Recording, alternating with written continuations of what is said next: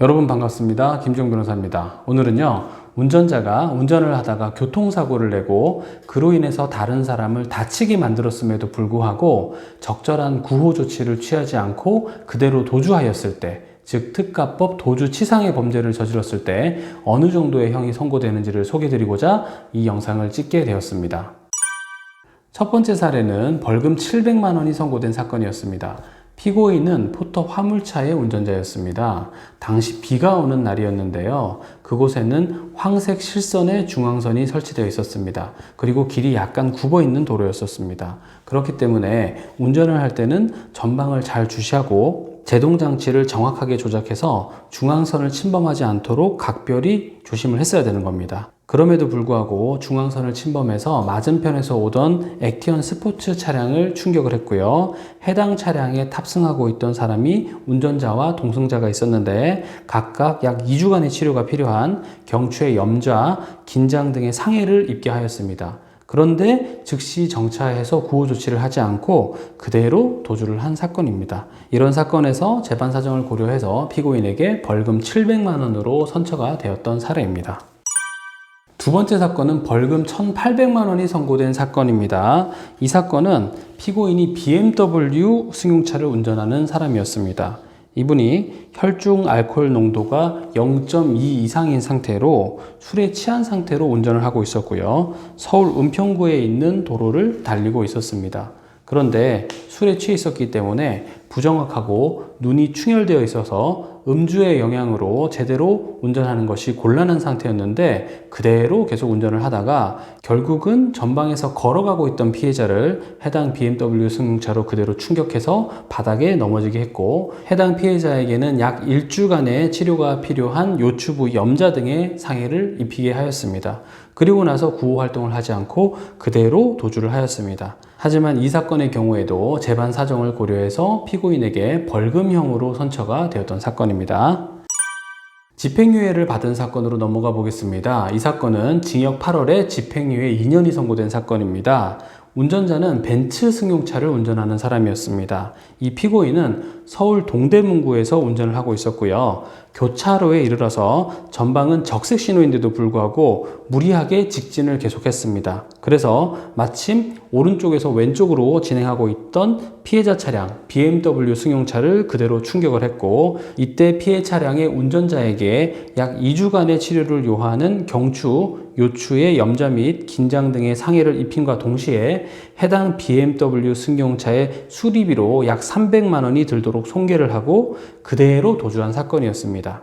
이 사건 같은 경우에는 결국은 형사합의는 이루어지지 않았던 걸로 보이는데 피고인이 초범이라는 점, 그리고 피해자의 피해가 그다지 중하지 아니하다라는 점, 그리고 보험을 통해서 어느 정도의 피해가 회복된다라는 점을 고려해서 실형이 아니라 집행유예로 선처를 받을 수 있었던 사건입니다. 징역 1년에 집행유예 2년이 선고된 사건을 보겠습니다. 이 사건은 운전자가 포르쉐 승용차를 몰고 있었습니다.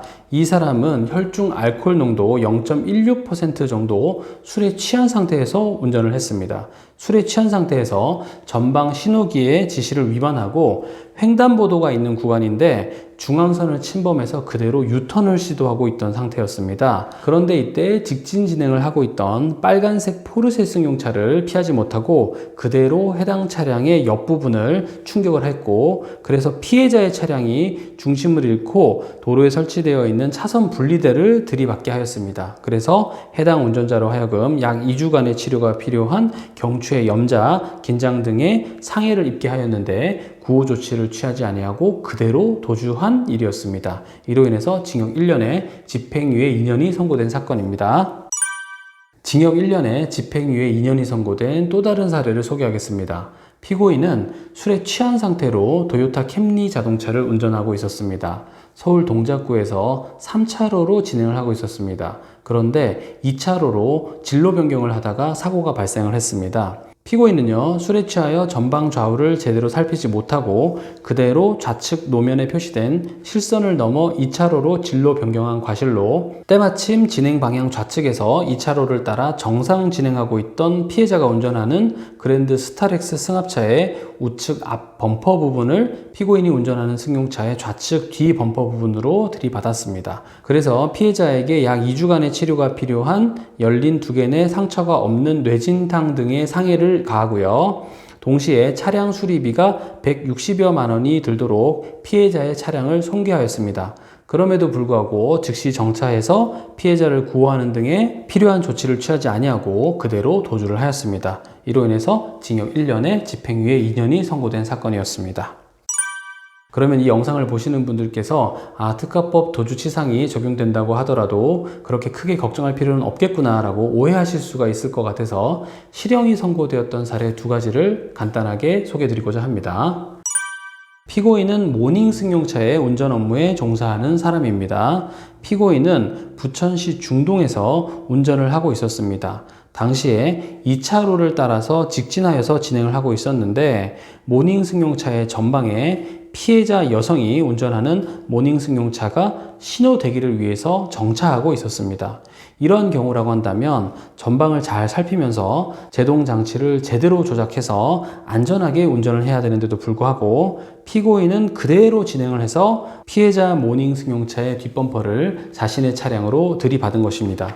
이로 인해서 피해자에게 약 2주간의 치료가 필요한 경추의 염자 및 긴장 등의 상해를 입힘과 동시에 수리비 약 25만 원 정도가 들도록 모닝 승용차를 손괴하였음에도 불구하고 피해자를 구호하는 등의 필요한 조치를 취하지 않고 그대로 도주를 하였습니다. 해당 사건에서는 피고인의 범죄 전력이나 양형에 관한 재반 사정을 고려해서 실형으로 1년 6월이 선고되었던 사건이었습니다.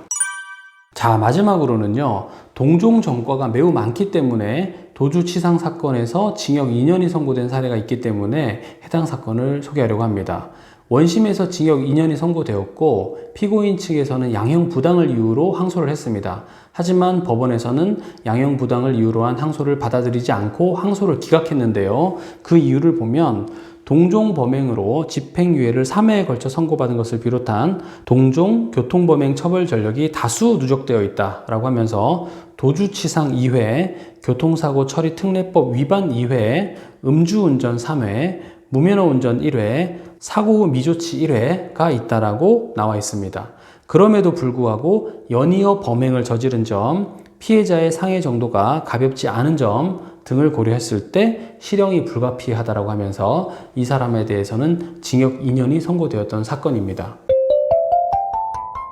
자, 여러분들께서 만약에 술을 먹고 운전하다가 교통사고를 냈다, 그리고 도주를 했다라고 한다면 블랙박스라든가 나머지 CCTV 등을 통해서 경찰은 가해자를 쉽게 찾아낼 수가 있습니다. 그리고 해당 사람을 체포하면서 반드시 음주운전 했는지 여부도 체크를 한단 말입니다. 그래서 술을 먹고 운전하다가 사고를 낸 경우라고 하더라도 절대로 도주하시거나 하면 안 됩니다. 그렇게 되면 이를 더 크게 키우는 경우가 될 수 있습니다. 자, 그리고 상해 피해를 당한 피해자에게는 재빠르게 찾아가서 사죄를 하고 합의를 보는 방법도 있고요. 그리고 합의가 되지 않는 경우라고 하더라도 자동차 종합보험 처리를 하게 되면 그런 부분도 재판에서 다 반영이 될 수가 있기 때문에 혹시라도 이 영상을 보시는 분들 중에서 음주운전이나 도주치상 등으로 재판을 앞두고 계신 분이 계시다면 제 상담이 필요할 경우에 언제든지 주저하지 마시고 제 사무실로 상담 문의 남겨주시기를 바라겠습니다. 저는 형사소송 전문 변호사 김주형 변호사였습니다. 감사합니다.